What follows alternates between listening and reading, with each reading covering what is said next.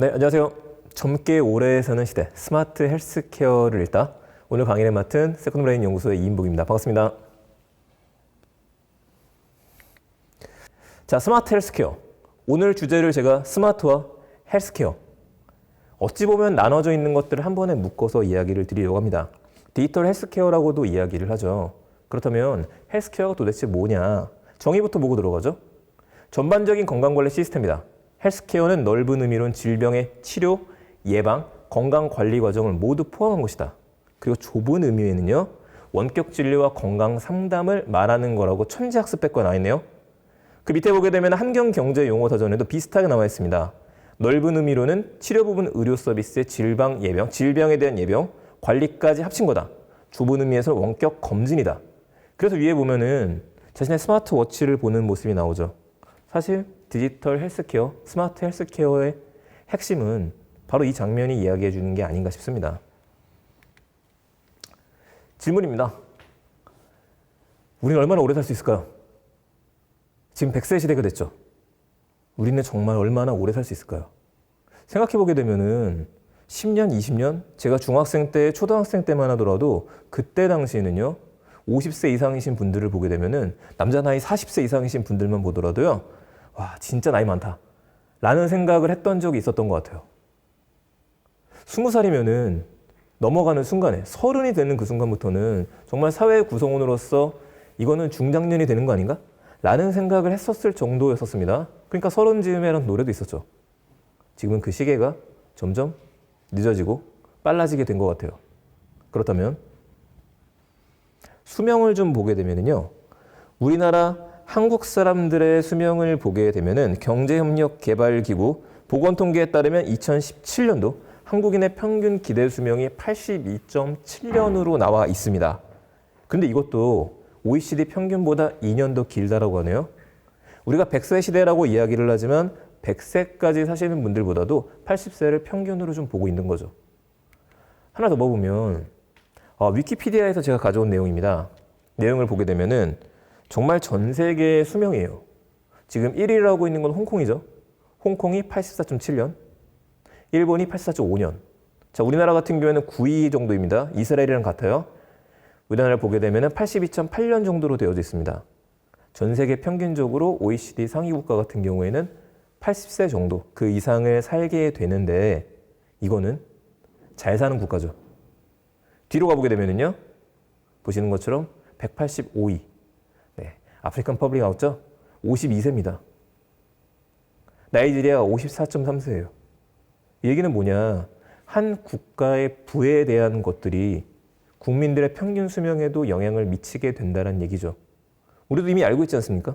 예전에 조선시대 때 남자들의 평균 수명이 50세가 안 됐었죠. 지금은 완전히 달라진 삶을 우리는 살고 있죠. 유명한 표지 기억하실 겁니다. 내셔널 지오그래픽에서 2013년에 나왔었던 첫 표지였었습니다. 한국어 버전도 물론이죠. 뭐라고 얘기했었던 거냐면은 이 아이는 아마도 120살까지 살 거다라고 얘기했었어요. 100세 시대였었는데 수명이 벌써 120살까지 연장이 됐습니다. 어떻게 가능하죠? 과학기술의 발달로 인해서, 헬스케어의 발달로 인해서죠. 먹는 것이 달라졌고요. 우리가 매일매일 보는 것이 달라졌습니다. 조금 더 건강한 삶을 살다 보니까 우리는 그럼 충분히 100세 이상을 살 수 있는 게 아니냐라는 얘기가 나올 수밖에 없죠. 자, 여기에서는 당연히 우려가 되는 것들도 있습니다. 9월 달에 나왔던 YTN 기사를 보게 되면요, 5년 뒤, 그러니까 2025년이죠. 2025년도부터 인구의 20%는 65세 이상이다. 20%가 65세 이상이면 우리는 초고령화 사회에 진입한다는 이야기를 해요. 이렇다 보니까 우리나라도 지금 문제가 되고 있고요. 전 세계적으로도 노년층이 더 많아지게 되는, 생산 인구는 적어지게 되는, 이렇게 되면 국가 경쟁력이 약화되는데, 다시 한번 생각해 보셔야 되는 거는 그냥 약화가 되는 게 아닙니다. 일할 수 있는 사람들이 줄어들 뿐만 아니라 생각해 보시면 20대, 30대, 이때까지는 여러분들이 회사를 다니시면서 열심히 건강보험, 직장의료보험 이런 비용들을 내고 있지만 어디가 살짝 아프다 그래서 병원을 가지 않아요. 내 몸 내가 잘 알지 하면서 버티시는 분들이 훨씬 많습니다. 그런데 이제 나이가 들면 들수록 우리는 병원을 자주 찾게 돼요. 이야기는 병원을 자주 가면은 갈수록 국가에서 제공해주는 의료보험에 대한 것들, 이 지출도 늘어난다는 얘기가 됩니다. 결국에는 아프지 않게 만들어야 돼요. 오래 사는 건 어쩔 수 없지만. 구글이 이 프로젝트 얘기했던 거 기억나시죠? 인간 수명을 500살까지 늘리겠다라고 이야기했었습니다. 구글 역시 산하의 헬스케어 회사들을 가지고 있고 다 분사를 시켜서 독립적인 회사를 만들었죠. 이게 정말 가능할까, 500살 프로젝트가? 가능하다는 얘기를 하죠. 늙지 않는 동물이 있더라. 요 쥐. 이걸 연구하게 되면은, 이 세포를 잘 연구하게 되면은 우리도 그 비밀을 밝혀낼 수 있다. 그럼 인간도 500세 넘도록 살 수 있는 거 아니냐? 언젠간 그런 세상이 오게 될 것 같습니다. 하지만 여기에는 핵심적인 내용이 있는 것 같아요. 이왕이면 오래 사는 건 좋은데 예쁘게, 건강하게 오래 살아야겠죠. 자, 예쁘게, 건강하게 오래 산다? 그래서 요즘에는 뷰티 케어라고도 이야기를 합니다. 요즘에 보게 되면은요, 연예인분들을 보면은 50대 이상이신 남성분들이나 여성분들이나 정말 아직도 젊고 예쁘고 멋진 것 같습니다. 우리가 해외에 있는 외국 배우들을 보면 그렇게 생각했었는데 이제 우리나라 배우들도 50 넘으신 분들도 훨씬 멋있죠. 관리해서 그렇다고 이야기를 하죠. 바로 이 부분. 건강에 대한 관리뿐만 아니라 우리의 뷰티에 대한 관리까지도 헬스케어 영역으로 봐야 될 것 같아요. 근데 오늘은 여기까지 다루게 되면 내용이 너무 많아지기 때문에 건강에 대한 것만 좀 다루려고 합니다. 건강에 대한 이야기를 할 때 빠지지 않고 등장하는 용어가 있습니다. 바로 포피 의료라고 하는 부분이에요. 포피 의료. 우리가 보통 포피를 이야기할 때는 이거 마케팅 용어입니다. 마케팅이 포피 하면 바로 기억나시는 내용들이 있을 텐데 병원 쪽으로 가게 되면, 의료 쪽으로 가게 되면 약간은 다른 얘기죠. 이 네 가지를 포피 의료라고 이야기를 합니다. 그래서 예방 의료, 참여 의료, 예측 의료, 맞춤 의료를 이야기를 해요. 이게 가장 이상적인 거라고 이야기를 하죠.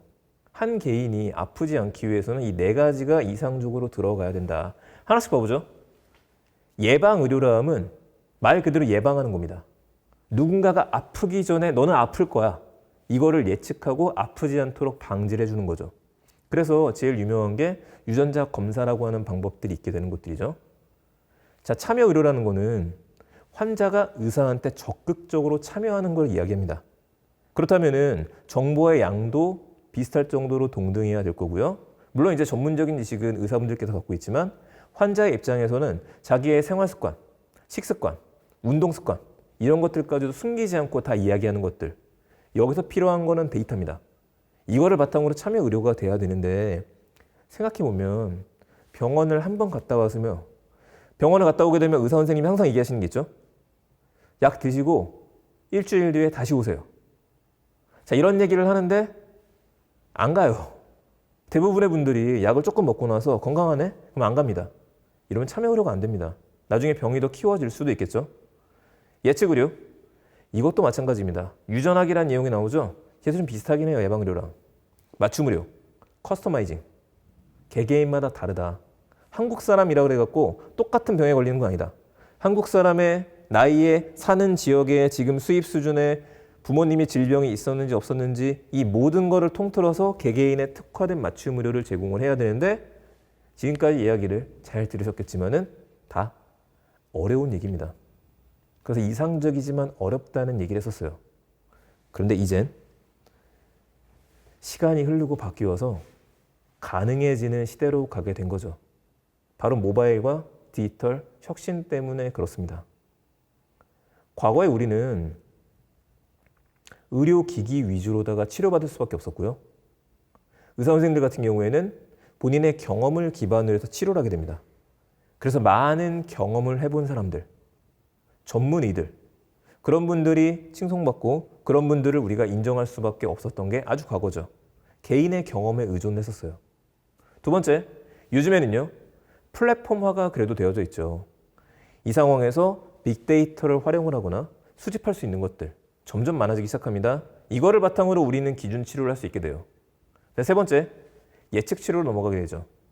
실시간 모니터링을 바탕으로 한 예측, 맞춤형 정밀 의료. 이 정밀 의료라는 말에 디지털 헬스케어의 모든 게 들어있기도 합니다.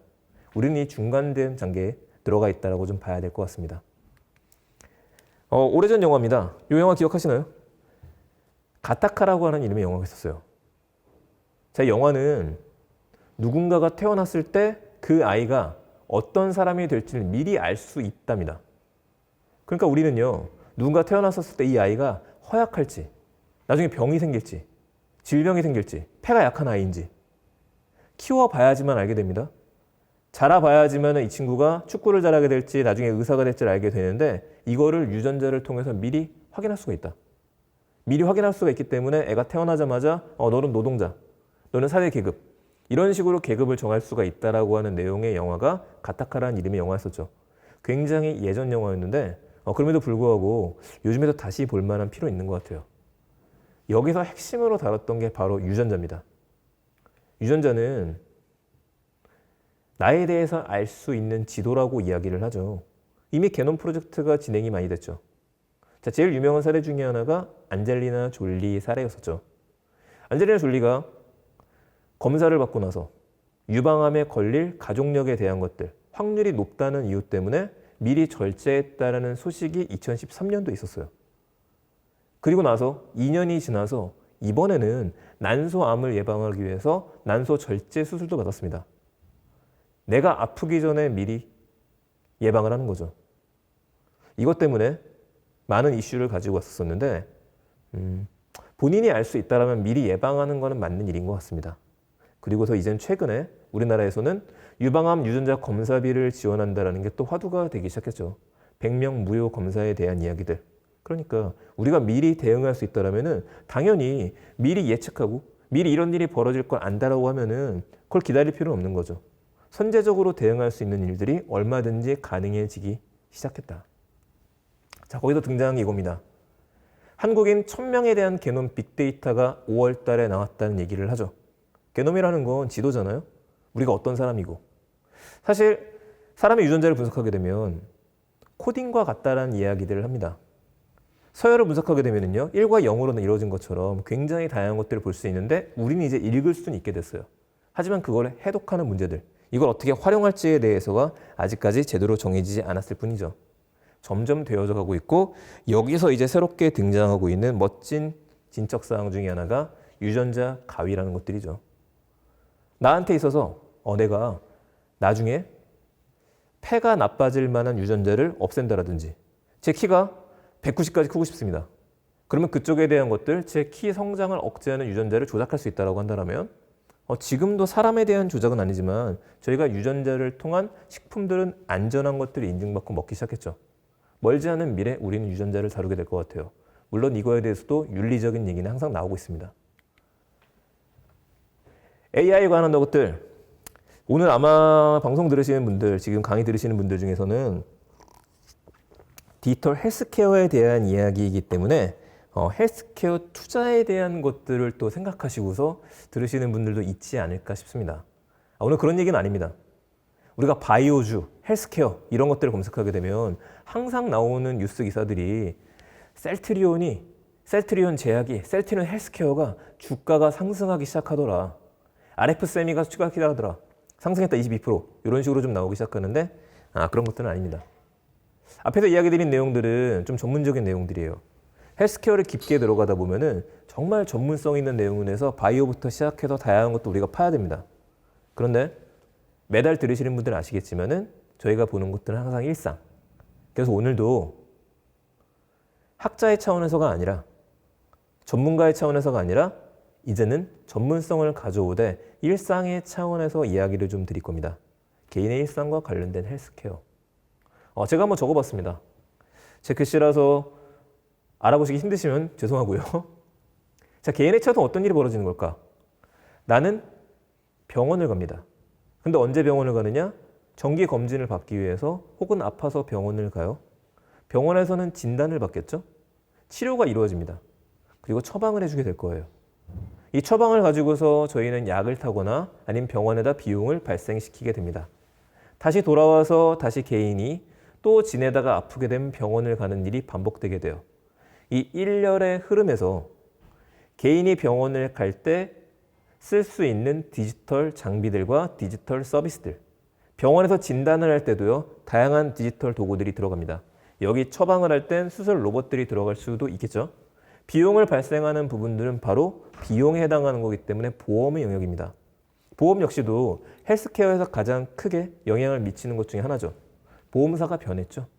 이런 것들을 인슈어테크라고 이야기를 합니다. 뒤에서 조금 더 자세하게 이야기를 할 거고요.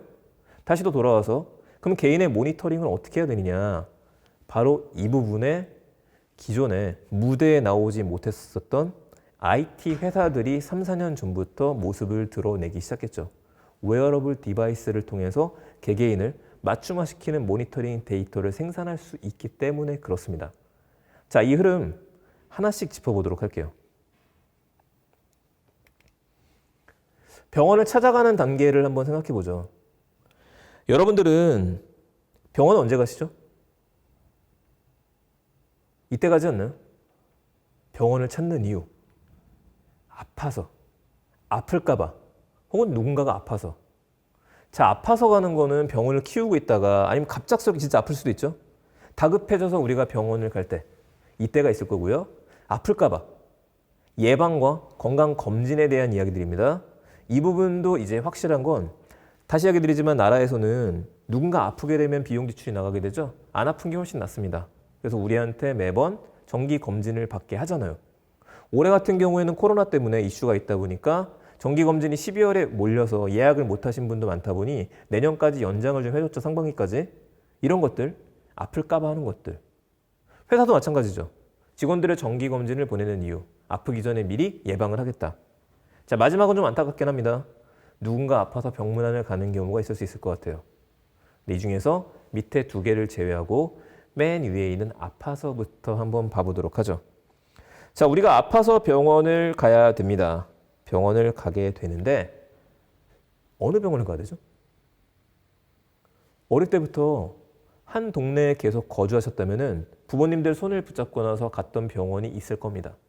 아니면 한 지역에서 오래 거주하시면요, 어떤 병원을 정하게 되면 그 병원을 가게 돼요. 그런데 새로운 곳에 거주하게 됐다고 가정을 한번 해볼게요. 이럴 때 여러분들은 병원을 어떻게 찾습니까? 대부분의 경우에 지인들한테 물어보죠. 아니면 요즘에는 맘카페 이런 거 잘 돼 있잖아요. 그쪽에 들어가서 병원을 검색하기도 합니다. 아니면 아예 지식인만 들어가 보더라도 내가 어떤 수술을 받아야 되는데 이거 잘하는 데 있나요? 라면서 불특정 다수한테 물어보고 확인을 해요. 어라? 누군가한테 물어보고 리뷰를 보고 확인을 한다? 이건 원래 병원에 적용되는 일이 아닙니다. 물건을 살 때, 쇼핑을 할 때 적용되는 거죠. 이 물건 내가 살까 말까 고민할 때 후기를 읽어보고. 예. 모든 서비스는 이제는 쇼핑처럼 바뀌고 있어요. 금융도 서비스다라는 이야기를 들었었죠. 지금은 병원도 서비스의 영역으로 들어간 지 오래죠. 자, 그렇다면 병원 서비스를 우리가 확인을 해야 되는데 지식인만으로 못 믿을 것 같습니다. 그래서 등장한 회사들이 있죠. 첫 번째로 우리가 볼 만한 회사는 굿닥이라는 회사가 있습니다. 오늘은 유명한 것들 몇 가지만 이야기 드릴 거예요. 굿닥, 이름조차도 예쁘죠. 병원 갈 땐 굿닥이다.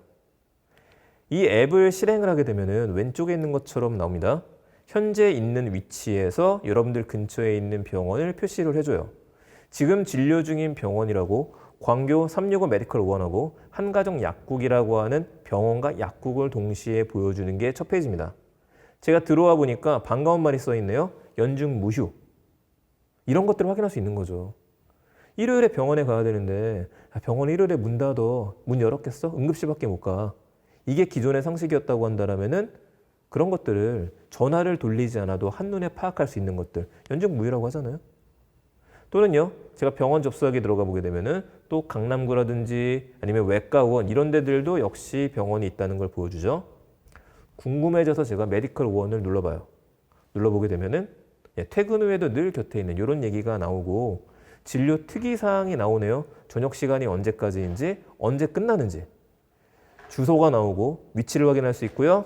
맨 위에 재밌는 게 하나 떠 있습니다. 리뷰 4라고 써 있죠. 이거죠. 병원을 상품처럼 만들었다. 물론 리뷰에 대해서 좋은 리뷰를 썼길 바랍니다. 안 좋은 리뷰는 일단 데이터가 많아져야 될 거예요. 이 리뷰가 진심을 담을 리뷰인지 잘 모르겠습니다만 어쨌든 들어가 보게 되면은 의사 선생님이 친절하다. 정확하게 잘 설명을 한다. 자, 이런 것들을 보게 되면은 괜찮겠네 라는 믿음을 가지고서 다른 곳보다 여기 한번 가볼까? 라는 생각을 하게 되는 거죠. 자, 모든 서비스 핵심은요, 친절에 대한 것들이거든요. 하나 더 볼까요? 내 주변 약국 찾기를 눌러보게 되면은 주변에 있는 약국이 리스트로 나옵니다. 여기까지는 네이버하고도 비슷해요. 네이버도 약국 찾기가 있거든요. 근데 봤었을 때 모습이 나오죠. 어디까지 있다라든지 몇 시까지 영업을 한다라든지 이런 것들을 다 제휴와 참여를 통해서 데이터들을 만들어 놨죠. 그런데 굿닥은 재밌는 서비스가 하나 더 있습니다. 마켓 서비스가 있더라고요. 이 마켓 서비스에 들어가게 되면은 병원과 연계되어져 있는 상품들을 소개하고 판매합니다. 요새 제일 많이 올라온 걸 보니까 모바일 클리닉이라든지 얼굴 라인, 성형에 대한 것들이 올라와요. 그럼 여러분들, 성형이 처음이신 분들이거나 성형이 궁금하셨던 분들은 역시 리뷰를 찾게 돼 있죠. 사례를 찾게 돼 있습니다. 저도 좀 깜짝 놀란 것 중에 하나는 들어가 보니까 리뷰란에 본인의 얼굴을 찍으셔서 올리거나 본인의 신체 부위를 찍어서 올리고 리뷰를 올리시는 분들도 있으시더라고요. 물론 이런 경우에는 미리 병원하고 이야기가 되어져 있는 것들이 좀 있겠죠. 자, 우리를 드러내는 모습들 굿닥은 근처에 있는 병원과 약국을 찾아줄 뿐만 아니라 접수까지 하게 해주고 의료 상품에 대한 것들도 판매를 시작한다. 마스크도 팔고 있습니다. 리뷰도 들어가져 있고요. 또 하나 회사가 있네요.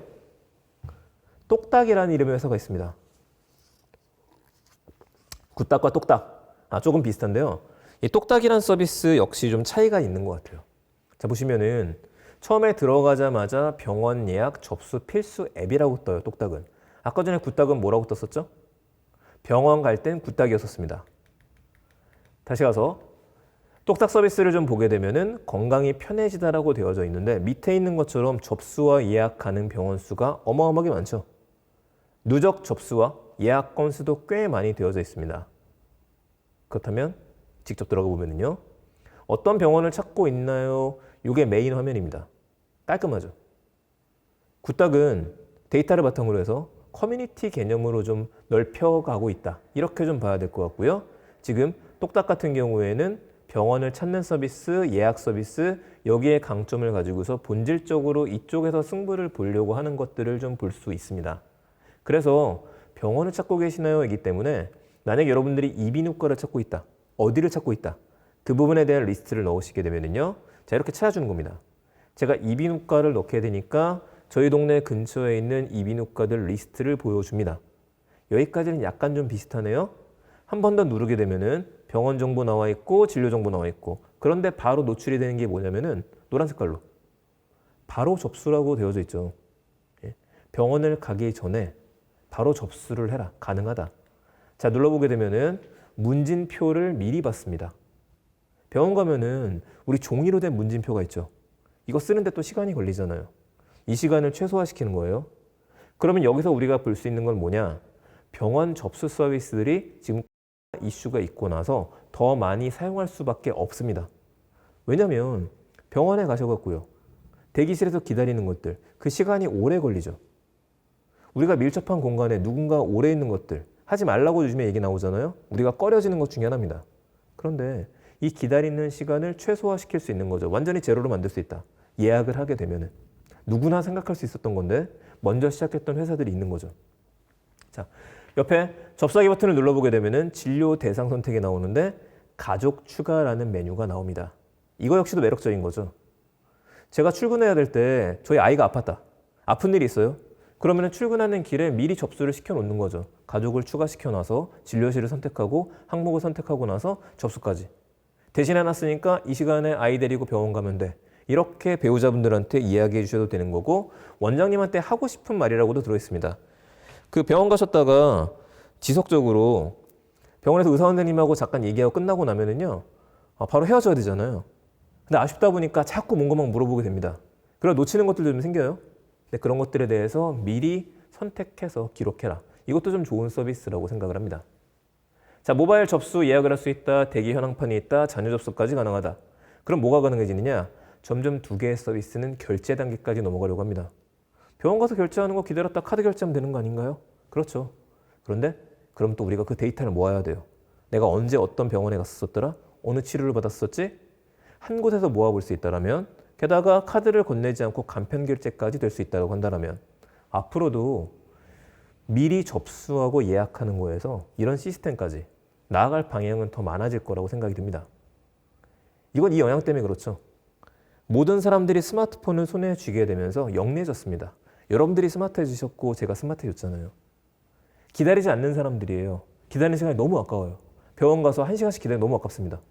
마지막, 기다릴 수 없게 된 지금. 네. 이제는 우리가 이슈가 앞으로도 계속 있을 것 같습니다. 없어도 새로운 것들이 있을 수 있겠죠? 그렇다면은 고객에게 다가가는 서비스에서는 안전한 공간이라는 걸 줘야 되는데 내가 아파갖고 병원을 갔다가 더 아파서 온다. 이런 일이 벌어지면 안 되는 거죠. 병원 입장에서도 우리 대기실에 있다가 감염자가 생겼다. 이러면 안 되기 때문에 그렇다면은 고객을 생각하는 입장에서 이 고객과 환자들과 병원 간의 중간에 있는 거리도 디지털이 계속해서 채워주고 있습니다. 이런 디지털 컨택의 일환으로다가 이런 앱들이 증가하고 있죠. 자, 두 번째 가보죠. 병원에 갔습니다. 아파서 갔거나 정기 검진을 받아서 갔거나. 그럼 우린 진단을 받아야 돼요. 진료를 받아야 됩니다. 의사 선생님을 만나는 이유는 그거잖아요. 내가 내 몸을 잘 안다. 혼자 진단 내리면 됩니다. 근데 병원을 가는 이유? 왜 가죠? 전문가한테 물어봐서 확답을 받기 위해서 가는 겁니다. 지금도 여러분들이 어딘가 아팠었을 때 사진 찍어서 커뮤니티에 올리거나 네이버에서 검색을 하시거나 지인분한테 물어보게 되면은요, 검색 몇 번 하고 질문 몇 번 던지게 되면은 이건 여기가 아픈 것 같은데요? 다 할 수 있어요. 한 10분 정도 지나게 되면은요, 내가 왜 아팠었는지 결국에 스트레스구나, 이런 걸 알 수 있습니다. 그래도 우리가 병원을 가는 이유는 일반적인 정보를 믿기보다도 확실하게 확답을 받고 싶어서 가는 게 첫 번째. 두 번째는요, 약을 타야죠. 약 처방을 받아야지 약국에 갈 수 있으니까. 자, 그런데 문제가 있죠. 일단 우리나라는 주치의가 없잖아요. 돈이 많으신 분들이라고 한다면 자기만의 주치의를 써서 아무 때나 전화해서 물어보거나 아무 때나 만날 수 있겠지만 일단 그게 없더라. 두 번째, 이게 너무 싫은 겁니다. 제가 제일 싫어하는 거기도 한데요. 기다리는 시간은 1시간씩 걸려요. 근데 1시간 내내 기다렸다가 의사 선생님 잠깐 만나게 되면은 10분? 10분도 길죠. 한 3분에서 5분 정도? 어떤 일로 오셨어요? 물어보죠. 요즘 증상이 어떠세요? 제가 요즘에 스트레스가 좀 많아가지고 밤에 야근을 해가지고 그러면 밤에 야근을 해가지고 좀 아프세요. 이런 것도 정리합니다. 그냥 계속 물어보게 돼요. 물어보실 게 너무 많아지는데 이걸 좀 해결할 수 없을까? 요즘같이 스마트한 시대에 금융 서비스만 하더라도 우리가 은행을 가지 않고도 비대면으로 통장을 개설할 수 있는 이때 아주 간단한 병이라고 한다면 청진기를 가슴에 대서 보통 우리가 소리를 들어보죠. 그게 아니라 그냥 깨끗한 화면으로 실시간으로 지금도 여러분들께서 제 강의를 들을 수 있는 이유? 실시간으로 보낼 수 있는 시스템들이 저가에 만들어졌기 때문에 가능하잖아요. 우리나라는 게다가 인터넷 브로드밴드 강국이고요. 가능하지 않을까? 가능해야죠. 이거를 원격 진료라고 이야기를 하죠. 굳이 만나지 않아도 의사가 집에 있는 분들을 대상으로 해서 진료를 내릴 수 있다. 자, 근데 문제가 생깁니다. 원격 진료와 원격 의료라고 하는 거. 우리나라에서는 어떻죠? 제가 중간중간 질문 들리는 거에 대해서 혹시 이게 답변 가능하신 분들은 카카오톡에 그냥 남겨주셔도 됩니다. 제가 오픈 채팅방에 사람이 많긴 하지만 오늘은 미리 공지를 했으니까 다 이해하실 겁니다. 자, 원격 진료 우리나라에서는요. 금지되어 있죠. 금지입니다. 그런데 법상 금지가 되어 있는데 한시적으로 허용에 들어갔죠. 자, 보세요. 한시적 처방 건수 95만 건. 왜 이런 것들이 들어가기 시작했느냐? 때문에 그렇죠. 코로나 때문에 올해 한시적으로 허용된 것들이 굉장히 많이 있습니다. 이렇다 보니까 우리가 검색을 하게 되면 또 인해서 앞당겨진, 또 인해서 더 빨라진 이런 기사들을 계속 만날 수 있어요. 그렇다면 의료계가 혁신이 됐으면 좋겠다 생각했던 것들이 있는데 정말로 의료계 중에서 이런 식으로 원격 의료는 앞으로도 허용이 될 것이냐, 이게 또 지금 도마에 올라와 있습니다. 봐보죠. 이 회사가 있죠. 그래서 제일 많이 원격 의료나 진료를 이야기하게 되면 언급되는 회사 중에 하나입니다. 이거 말고도 준비하는 곳들도 많고 하는 곳들도 많긴 합니다. 그냥 샘플로 생각하시면 좋겠습니다. 자, 메디히어라는 곳은 국내 최초의 화상진료 앱이라고 하는데 화상진료? 그냥 얼굴 보는 겁니다. 그러면은 줌을 통해서 봐도 되고 유튜브를 통해서 만나도 되는데요. 아니면 카카오톡에도 우리가 화상 전화를 할 수 있죠. 예, 그렇게 해도 되지만 기록이 남아야 되고 특히 의사 선생님께서 이 환자에 대해서 기록할 수 있는 데이터들 항상 병원 가보시면 계속해서 EMR 입력하고 계시잖아요. 이런 것들이 동기화가 될 수 있는 것들, 결제까지 이어질 수 있다면 이런 것들을 총망라한 진료 앱들이 등장을 하는 겁니다. 하지만 국내에서는 불법이란 이야기를 드렸었죠. 이러다 보니까 9월 달에 이 회사가 참 대단한 게 미국에 원격 진출을 했습니다. 미국에 이 서비스 진출했어요. 30억 시리즈 A도 투자 유치를 받았죠. 대상을 누구로 잡았냐면은 한인 이민자입니다. 우리나라 사람들이 이민을 갔는데 영어를 잘하시는 분들도 있지만 영어를 못하시는 분들도 분명 있습니다. 자, 이분들을 보다 보니까 이분들이 쓰는 연간 의료비가 인당 1만 달러 이상이더라. 게다가 의사를 예약을 해서 만나려고 하면은요, 대기 시간이 24일이라고 합니다. 제가 2.4일인데 잘못 쓴 게 아닌가 의심했었거든요. 정말 24일이라는 얘기들이 나오더라고요. 특히 보험이 안 돼 있는 분도 많다 보니까 이건 뭔가 문제가 있다. 겨우 의사를 만나더라도 영어로 된 의사소통이 원활하지 않기 때문에 자기의 증상을 제대로 설명하지 못하는 사람들이 많더라. 언제나 그렇지만 뭔가 어렵고 불편하고 복잡한 일들이 있으면은 바로 이 부분이 디지털 혁신이 일어날 수 있는 부분이죠. 그래서 지금 메디히어 같은 경우에는 이 부분을 해결해 주기 시작한 거죠. 자, 연 199달러를 내게 되면은 무제한 원격 진료와 처방을 받을 수 있는 멤버십 서비스까지 만들었습니다. 서비스네요. 멤버십. 계속 이야기 드리지만 점점 의료도 상품처럼 바뀌어져 나가고 있어요. 가격표가 올라와 있는 걸 좀 가지고 왔습니다. 199달러라고 얘기했었는데 지금은 40% 할인에 들어가서 119달러네요. 월간 멤버십 매월 내는 경우에는 이제 12달러 정도. 그럼 무제한 원격 진료, 1차 진료, 2차 소견, 건강 상담에 대한 얘기들이 나오고 나머지 서비스들은 더 확산되는 것들이 좀 있고 지금 고객센터도 잘 되어져 있습니다. 그래서 궁금하신 분들 같은 경우에는 메디히어 사이트 들어가시면은 영어 버전이랑 한국어 버전이 있으니까 한번 상담 문의를 해보셔도 괜찮으실 것 같아요. 꽤 더 많이 성장할 수 있는 부분이라고 생각이 됩니다. 그래서 이번에 코로나 끝나게 되면은 언젠가 끝나겠죠. 끝나지 않더라도 정말 의료 부분에 대해서는 원격 진료를 해보니까 편하다, 불편하다, 이거는 승인하면 안 된다 라는 이야기들이 다시 한번 공론화가 될 것 같습니다. 그 전에 우리는 괜찮은지 안 괜찮은지에 대한 데이터를 모을 수 있고 실험해 볼 수 있는 때가 이때인 것 같아요. 메디히어 원격 진료 멤버십 출시했다는 내용들 나오고요. 의료기관에 무상으로 지원하기 시작했다라는 얘기들도 나왔었죠. 그리고 이제 이미 적용이 되는 곳들이 좀 있습니다. 자, 현대 엔지니어링이 인하대학교와 함께 해외에 근무하는 직원들은 비대면이잖아요. 지금 어쩔 수 없이 해외에 근무하는 경우들이 있고 국내에 들어오지 못하시는 분들도 있는데 이분들도 의료 서비스를 받아야 됩니다. 자, 우리 회사의 직원 우리가 책임지겠다. 이렇게 묶이기 시작하는 겁니다. 그래서 지금 비대면들이 점점 늘어나고 있더라. 이게 정착이 될지는 우리는 직접 확인할 수 있을 것 같습니다. 앞으로. 자, 이제 진단 들어가겠네요. 누군가 병원에 왔습니다. 이 사람이 진료는 예약을 하든지 아니면 원격으로 진료를 받을 수 있게 됐어요. 그렇다면 이제 의사 선생님께서 보고 난 다음에 판단을 내리셔야 됩니다.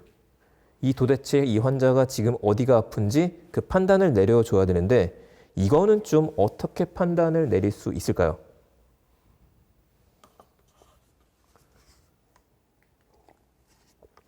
가장 큰 문제는 이거죠. 혹시라도 오진을 받게 된다라면 진단하는 의사 선생님도 마찬가지고 진단을 받는 개개인들도 제일 두려운 것 중에 하나가 이 부분일 겁니다. 그래서 어떤 병에 대해서 한 병원에 가서 이야기를 들었었을 때 한 병원의 의사 선생님의 말을 믿지 않고 다른 병원에 가서 다시 한번 진단을 받아보는 것도 이것 때문이죠. 저도 그런 경우들이 있고요.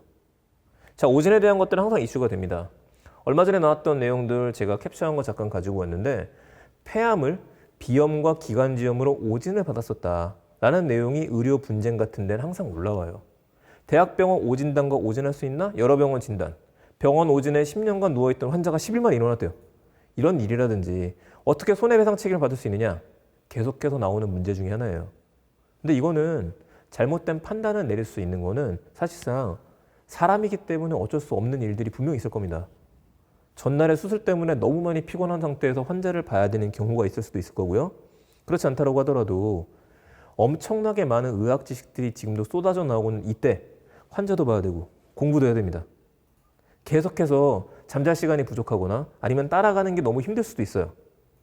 자, 이렇게 많아진 의사분들의 정보에 대한 수집, 판단을 내리는 것들, 잘못된 판단을 보조하기 위해서 어떤 것들이 쓰이기 시작하죠? 인공지능이죠. 그래서 이 이슈가 있고 난 다음부터 제일 많이 나왔습니다. 물론 이미 같은 경우에는요, 블루닷이라고 하는 그 인공지능이 대해서 확산하는 패턴을 미리 알고서 이야기를 했다. 요것 때문에 이제 초반에 유명하기도 했었습니다. 그 다음부터 나왔던 이슈들은 뭐냐면요, 누군가가 왔을 때 이 사람이 아닌지 진단을 내려야 된다. 자, 두 번째 보시게 되면 20초 만에 진단하는 알리바바 인공지능 진단 세트, 이런 내용들이 나오죠. 발병 패턴 예측부터 치료제 개발에 AI가 가고 있다. 맞습니다. 사실상 좀 안타까운 일이긴 하지만은요, 터지고 난 다음에 지금 인공지능에 관련된 곳들은 엄청난 데이터를 수집할 수 있는 찬스가 생겼습니다. 근데 제가 안타깝다라고 하는 이유는 뭐냐면요, 인공지능은 발전하기 위해서는 빅데이터를 필요로 하죠. 데이터를 끊임없이 수집해야 돼요. 끊임없이 수집하기 위해서는요, 정말 많은 분들한테서 데이터를 가지고 와야 됩니다. 여기에 가장 발빠르고 능하게 움직일 수 있는 곳 역시 중국이죠. 그렇다면 중국은 지금 싸우는 인공지능, 싸우는 로봇, 이런 이야기를 드렸었을 정도로 많은 데이터의 수집이 끝나 있어요. 헬스케어 부분에서 어쩌면 이 모든 전쟁이 끝났었을 때 독보적으로 올라갈 수 있을지도 모릅니다. 그게 지금이죠. 자, 우선 유명한 인공지능으로 돌아가 보죠. 왓슨, 기억하시죠? 왓슨 포 옹콜로지. 네, IBM입니다. 우리는 보통 인공지능 하게 되면은 워낙에 우리한테 줬던 충격이 있기 때문에 구글의 알파고를 먼저 생각하기 쉽지만 그 이전에 이미 체스 챔피언을 꺾었었던 거는 IBM의 왓슨이었었죠. 자, 왓슨이 병원에 쓰이기 시작하면서 왓슨 포 옹콜로지가 나왔습니다. 왓슨 포 옹콜로지, 병원에서 의사 선생님들이 어떤 질병 환자에 대해서 판단을 내리기 전에 왓슨한테 이야기하게 되면 왓슨이 이 환자는 이러이러한 병인 것 같다. 이렇게 치료하는 게 좋겠다. 라는 식으로 치료법을 추천해 주는 거죠. 혼자 다 판단을 내리지는 않습니다. 그럼 의사 선생님들은 그걸 바탕으로 해서 나도 그렇게 생각해. 일치소견이나 아니면 난 그렇게 생각하지 않는데 서로 다른 의견을 낼 수도 있어요. 왓슨이 하는 일들 국내에도 들어왔죠. 자, 국내에도 가천대부터 시작해가지고 꽤 많은 왓슨이 도입됐었습니다, 병원에. 그런데 시간이 지날수록 빅5 병원, 왓슨에 관심 없는 이유, 이런 기사도 나왔었죠. 어떤 게 나오기 시작했느냐? 미국에선 왓슨과 의료진의 의견 일치율이 대장암 같은 경우에는 98%까지, 직장암 같은 경우에는 96%까지, 방광암 91%, 난소암 95% 등 90% 이상의 일치율을 보인다. 자, 90% 이상의 전문가들과 일치율을 보인다는 것은 왓슨이 혼자 판단하더라도 90% 이상이다. 라는 걸 이야기합니다. 그런데 정작 우리나라에 도입을 하고 나서 시간이 흘러서 좀 보게 되니까 길병원에서 나왔던 얘기를 보게 되면요, 강력 추천 의견은 55.9% 정도가 일치를 했었고, 그냥 일반적인 추천 같은 경우에는 79.9% 정도가 좋다. 사기 위험 같은 경우에 40% 정도밖에 일치하지 않더라. 라는 얘기가 나왔습니다. 그럼 왓슨은 쓸모없는 거냐? 그건 아니고 의사분들께서 인터뷰했었던 내용들을 보게 되면은 정보를 모아서 판단하는 데는 좋다. 탁월하다는 얘기죠. 마치 비서를 둔 것처럼 활동할 수 있을 테니까요. 또 여기 더해서 한국형 왓슨이라고 내오는 이유이, 자, 미국과 우리나라 시장이 좀 다르죠. 이 질병에 쓸 수 있는 약에 대한 거라든지 보험을 받을 수 있는 적용이라든지 이런 것들이 참 많이 다를 겁니다. 그래서 우리나라 국내의 데이터도 더 많이 필요한 실정이고, 그래서 한국화가 진행 중에 있고 더 두고 봐야 된다는 내용이 나오는 겁니다. 로봇이 모든 걸 해결할 수는 없지만 사람이 할 수 있는 오작동, 오진단에 대한 것들을 보조할 수 있다. 이런 개념에서 우리가 좀 봐야겠어요. 근데 얘도 등장했습니다. 닥터 앤서. 말 그대로 의사는 의사인데 대답하는 의사라고 이야기를 하는 것들이죠. 자, 닥터 앤서는 우리나라입니다. 아예 홈페이지가 있으니까 한번 들으시면서 궁금하신 분들은 닥터 앤서라고 검색하신 다음에 사이트에 들어가 보시면 됩니다. 누가 시작한 거냐? 한국 데이터 중심 의료 사업단, 이렇게 나왔죠. 그래서 정밀의료 솔루션인 한국형 인공지능 기반의 닥터 앤서를 개발 중입니다. 아직 끝나진 않았어요. 자, 관련된 것들만 해도 이 정도입니다. 25개의 병원하고 21개의 기업이 협력한 컨소시엄이에요. 그래서 AI 닥터 솔루션 이거를 만들어서 전 국민의 정밀 의료를 돕겠다라고 이야기하는데 그냥 보시더라도 우리가 알만한 대부분의 병원들은 다 들어가 있죠. 그래서 지금 성과들이 조금씩 나오고 있습니다. 자, 얼마 전에 나왔던 내용들, 치매 분야 임상 현장에 활용이 임박했다라는 내용들이 2019년이었어요. 지금 어떻게 됐느냐? 소아희귀 난치성 유전 질환의 진단 소프트웨어가 유전체 진단율을 30%에서 60%로 개선했다 그러죠. 알츠하이머 진단은요, 질병 예측률이 94%까지. 치매 진단을 위한 뇌 영상 수치를 자동 산출하는 것은 80% 이상의 정확도를 보일 정도까지 올라갔다는 얘기입니다. 왜냐하면 우리나라라서 그래요. 한국 사람들의 데이터를 바탕으로 하기 때문에 우리한테 잘 맞는 것들은 닥터 앤서가 해결해 줄 수 있지 않겠느냐. 우린 그런 관점에서 보는 거죠. 그런데 계속 사진에 대한 얘기가 나옵니다. 네, 인공지능. 저희가 예전에 인공지능 시간에도 한번 이야기했었지만은 인공지능 우리 주변에서 볼 수 있는 것 중에 한 가지는 촬영을 해서 사진을 판독해서 오류를 잡아내거나 오차를 잡아내는 것들. 이건 인공지능이 제일 잘 할 수 있는 영역 중에 하나죠. 자, 그러면 이런 사진.